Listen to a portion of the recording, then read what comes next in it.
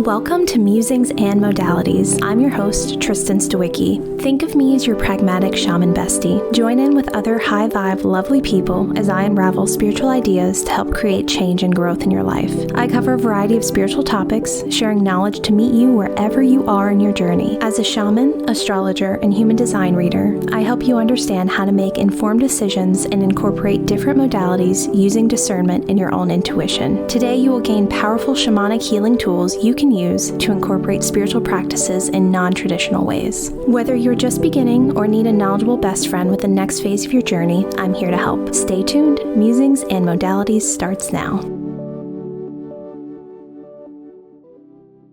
Hi, everyone, and welcome to Musings and Modalities. I'm Tristen Stawicki, your pragmatic shaman bestie, and for the next 30 minutes, we'll be diving into part 2 of the topic of entities, demons, and ghosts. In part 1, I focused on the different types of entities, how they can attach to your aura and drain your energy. And in part 2, I'll really focus on demons, demonic cords, and ghosts.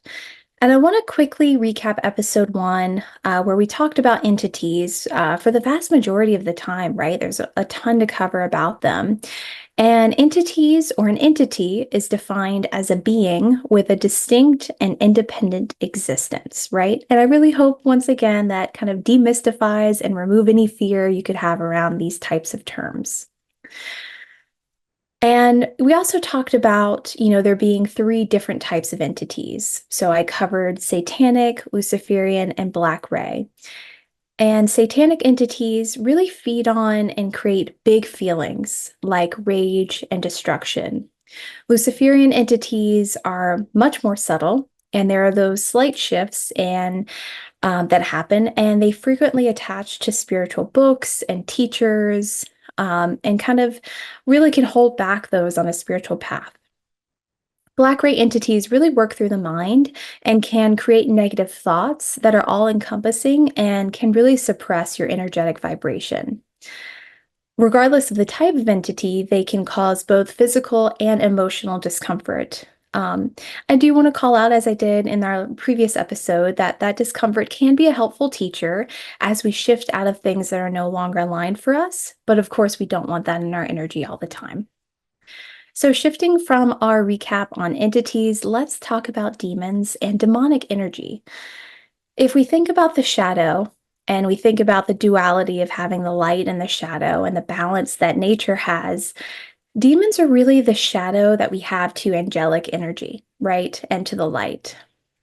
And with demonic energy, there is a trickster element, and a high level of intelligence, or maybe a higher level of intelligence than are found in the other entity types. So with demonic energy, my guard is always up a little bit more when doing a clearing. When moderation shifts to excess, when the occasional habit spirals to a daily must-have, demonic energy could be at play. Demons actively encourage you towards vices, towards drinking or gambling, and they really feed off that energy and that excess. For kind of understanding when demonic energy is in your field, there's a bit of that trope, right, of the angel versus the devil on your shoulder, and how the demonic energy really feels in your auric field and in your aura. And to kind of expand upon that, it's really the energy of riling things up, of amplify urges. For instance, if there is a snack or dessert that you want, and that urge to want to eat kind of continues to grow until it's all you can think about and focus on. That feels like demonic energy to me. And you can apply that example to anything, right? Like needing a glass of wine or needing even a bottle of wine to get through the evening. Kind of when an example shifts to more of an extreme, that's really kind of a good metaphor for what demonic energy feels like. And like Luciferian energy, to start, this energy can be a little bit sneaky, a little bit more subtle. And there's a dangerous kind of playfulness to the coaching, to the nudge, to the voice that makes it seem reasonable to move from moderation to excess. Demonic entities really embody the energy of possession, right? Of imposing control over another. And it's almost a game to get as much power as possible over a person. If you're reaching for something to escape your feelings, if you're reaching for something to escape how you feel about your job, your life, and you're moving through your day on autopilot, it's really easy for demonic entities to kind of see that as easy pickings, right? As an opportunity to gain control.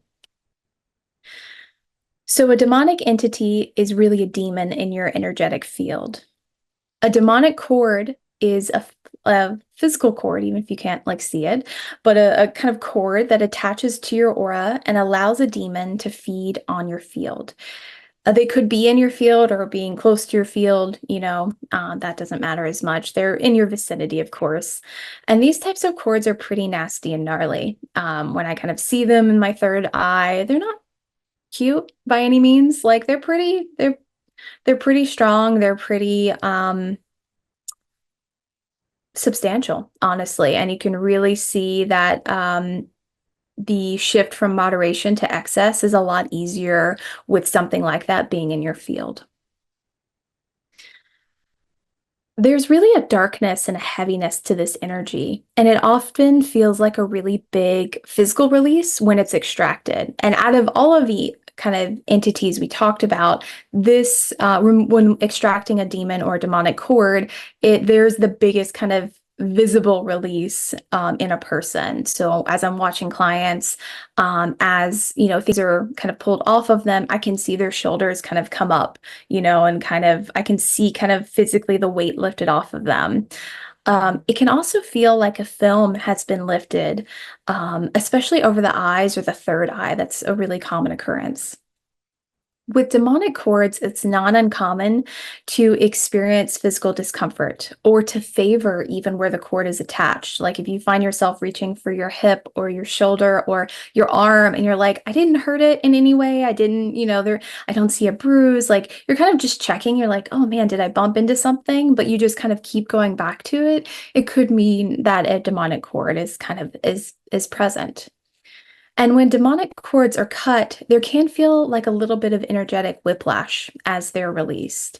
And so repairing the aura is really, really crucial when working with demonic energy, and when removing cords, as we don't want people to experience that whiplash. So we want to kind of reel it in as much as possible. We don't want to leave doors open for more negative energies to kind of invite themselves in. So I'm going to shift gears from demons and demonic cords into ghosts. So ghosties, also known as earthbound spirits, are human spirits that have not crossed over. In shamanic traditions, this is also known as kind of going to the rainbow bridge or crossing over the rainbow bridge. The other name for ghosts is discarnate energy, and this really refers to a spirit that does not have a physical body. And there are several reasons why an earthbound spirit stays bound to Earth, stays bound to Pachamama. And all of these are really reasonable and logical reasons. Perhaps they're worried about leaving their child behind, their family, their spouse, their close friends. There's a strong attachment to their home or to a place they were happiest. And perhaps there are some unresolved or kind of tough conversations that were left unsaid. A earthbound spirit could also have a lot of stored emotions of anger, even revenge and resentment. And another example is if the spirit needs forgiveness or they need to grant forgiveness, that can really tie them here as well. And these are very human reasons, right? We've seen these types of stories and situations play out in countless movies and books where a spirit needs some type of closure to find peace. Another kind of common occurrence with earthbound spirits is there's some confusion over the circumstances of their death, especially if there was an accident that happened or in very traumatic cases. If they were disoriented at the time of their death, especially if they suffered from dementia or just other kind of terrible experiences as they crossed over, they may not fully understand the need to kind of cross over and take action.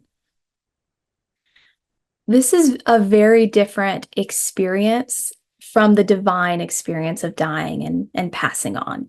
And I want to make that clear. So that's a very kind of human level experience that ties folks to Earth longer than perhaps they need to be.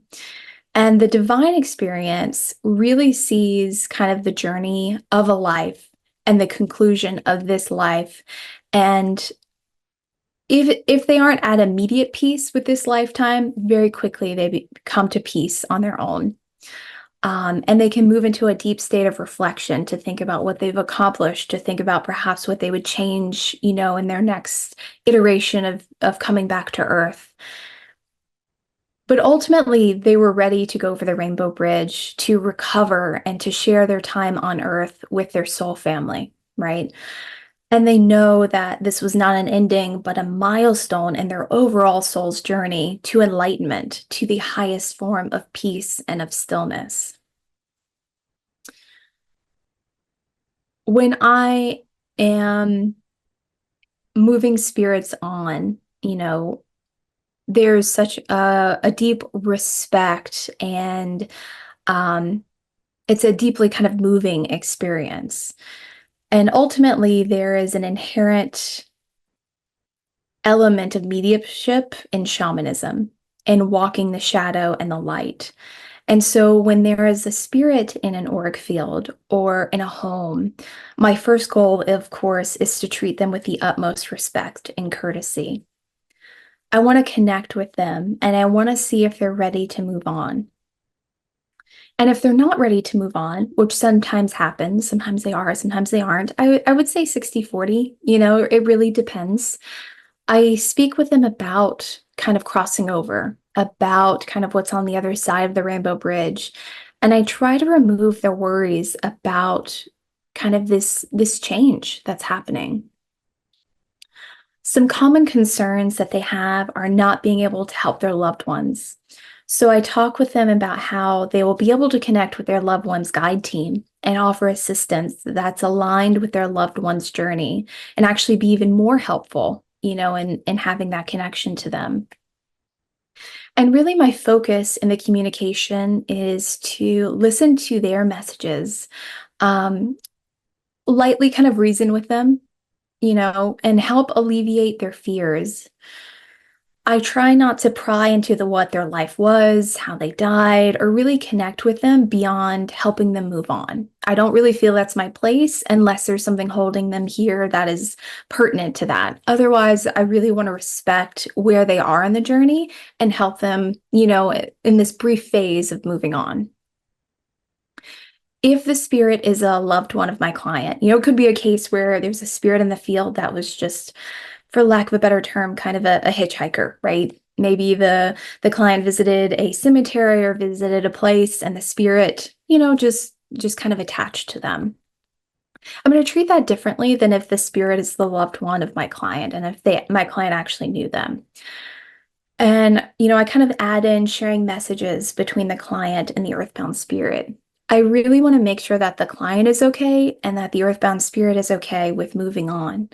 And if not, I really take the time to get everyone in a place of acceptance before helping that spirit cross over. And I want to reiterate, I'm not fearful of these spirits. Mostly I'm holding space for them and feel maybe a touch of sadness that they aren't where they are meant to be yet. I really try hard not to emotionally connect with them beyond that. I really want to stay in that sacred witness state and focus on my work as a facilitator through this process, in tandem, of course, with spirit helpers and guides. Many spirits find it helpful to have Archangel Michael or Mother Mary walk with them, which is really, really beautiful, especially if there is a kind of solitary spirit, and there's some hesitancy.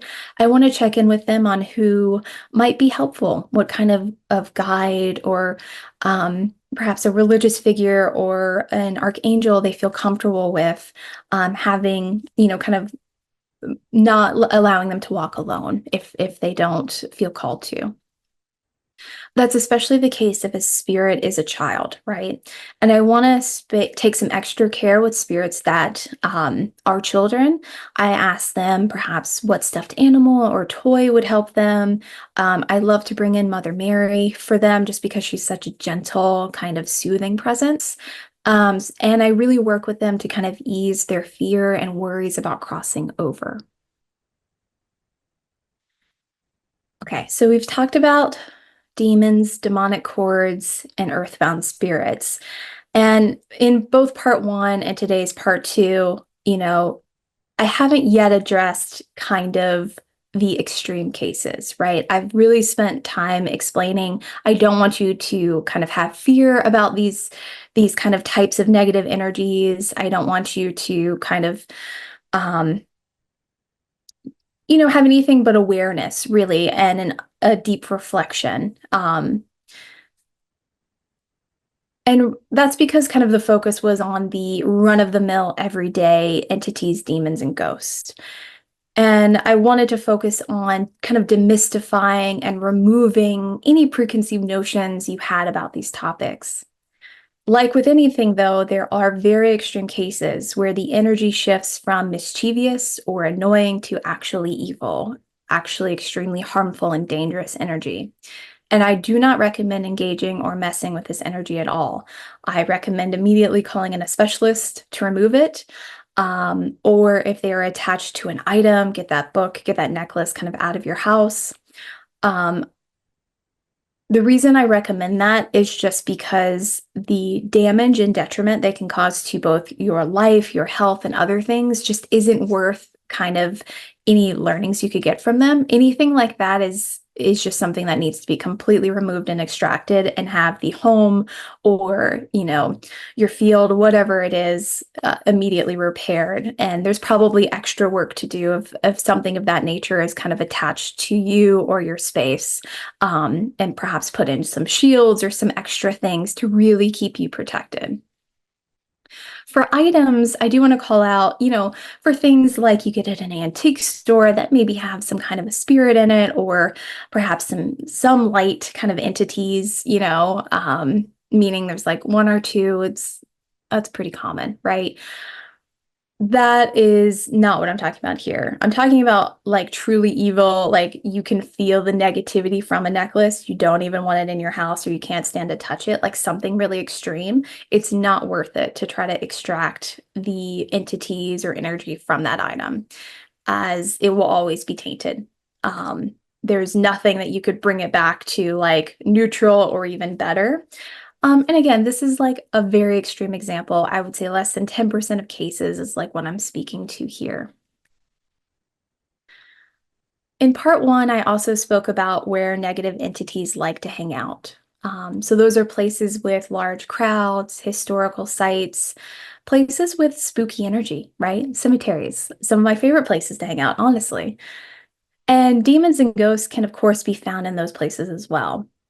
For demons, I would also add places like bars, casinos, clubs, any places of excess, any places where inhibitions are lowered. And that can be an entire town, right? An entire city. Like, I think Las Vegas is an excellent example of this, there is quite a bit of excess that is focused in a place like that. And so, of course, entity energy could absolutely be heightened. Demonic entities could absolutely be there and attached to people, especially if, you find yourself acting out of character and things like that.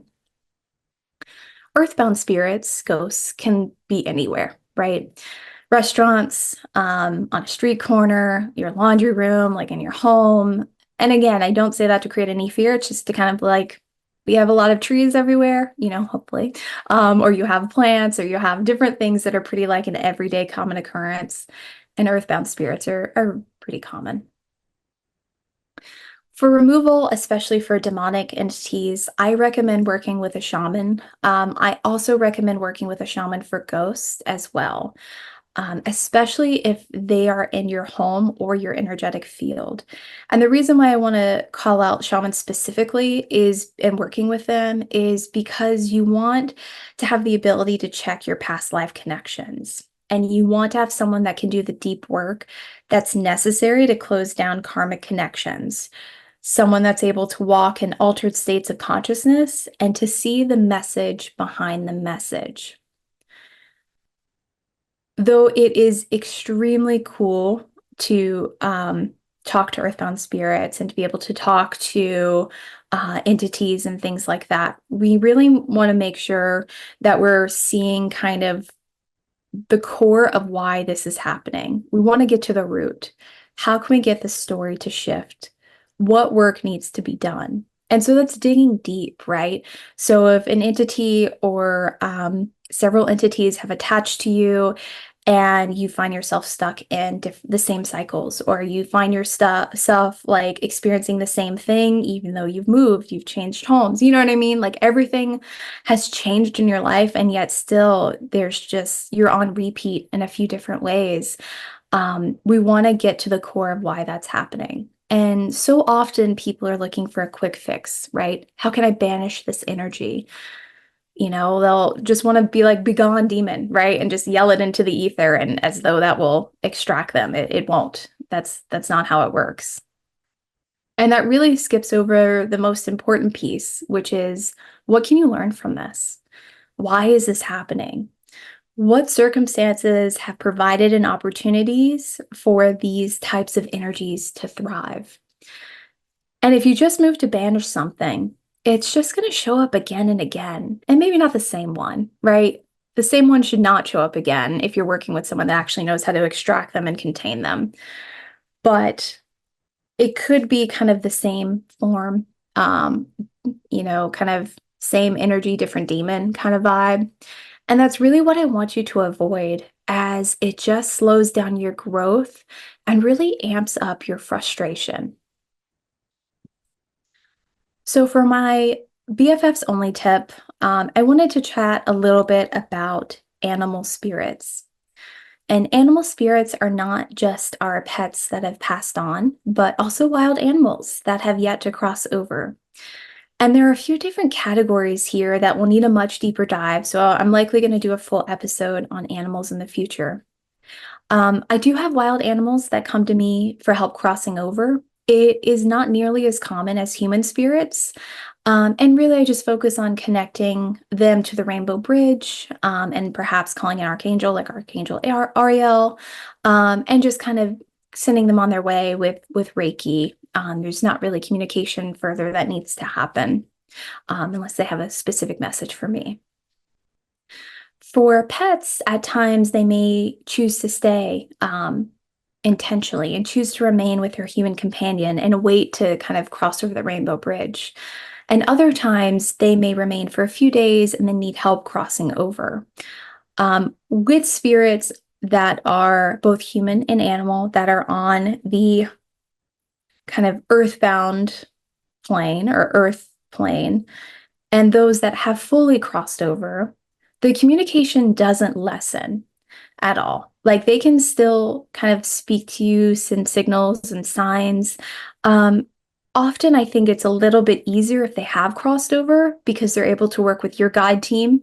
And hopefully your guide team has found a way to deliver messages to you that you notice, right? And that you have awareness for. You already have like a communication style established. And so I just wanted to talk about animals a little bit, because it is so lovely when they kind of come and work with us, whether in session and things like that.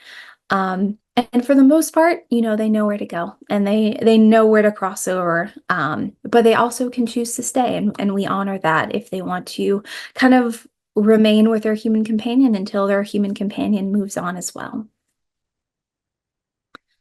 All right, so we have learned quite a bit, right? And there are a few key points that I wanted to reiterate as we wrap up today.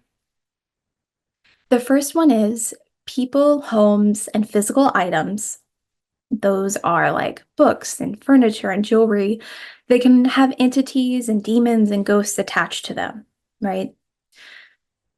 The second point is that entities, demons, and ghosts can all be helpful teachers that force us to notice what situations, people, and teachings are no longer in alignment with us. 3, When you feel off, especially if you've done a lot of traveling or spent time in large crowds, really reflect on your emotional state and check in with your body to see if you feel something other that could be altering or enhancing physical or emotional discomfort. And finally, fourth, clearing and having a shaman extract entities from your auric field and home is an important and necessary step on this path. We've covered several definitions to help kind of alleviate the mystery behind entities, demons, demonic cords, and earthbound spirits. And I hope this discussion has really helped remove any fears or apprehension on these topics. Thank you so much for watching Musings and Modalities with me, your pragmatic shaman bestie. Tune in the second and fourth Mondays of each month at 8 a.m. Pacific, 11 a.m. Eastern for more fabulous episodes. If you'd like to book a clearing and entity removal session with me, you can schedule a shamanic healing session. This is my lowest price point to work with me, and that's intentionally set at a current price of $99, so that it is accessible to as many people as possible. And honestly, clearings are like one of the top 3 things that folks come to me for because it's so helpful in kind of getting to your next stage, and it's just needed. For those of you that would like to work with one-on-one with me with a specific purpose in mind, I've launched a 12-week program that is a quantum leap into a new magical you. This container is an invitation where you leave behind the parts of you holding yourself back and embrace your next level. This program includes weekly 90-minute calls with me one-on-one that cover a personalized daily routine. We do a deep dive into your astrology, into your human design. We'll have candle ceremonies, and of course, past life and energetic clearings. Everything possible that I've learned on my journey that will help set you up for success in 2025. Additional details can be found at musingsandmodalities.com. Thank you for listening. You've been listening to Musings and Modalities with me, Tristen, your pragmatic shaman bestie. For more powerful healing tools, join me every second and fourth Monday at 8 a.m. Pacific on Transformation Talk Radio. I cover a variety of topics to meet you wherever you are at on your spiritual journey. Learn techniques to work with pendulums, past life healing, astrology, and more. Please share the show and subscribe for more guidance from your pragmatic shaman bestie at musingsandmodalities.com.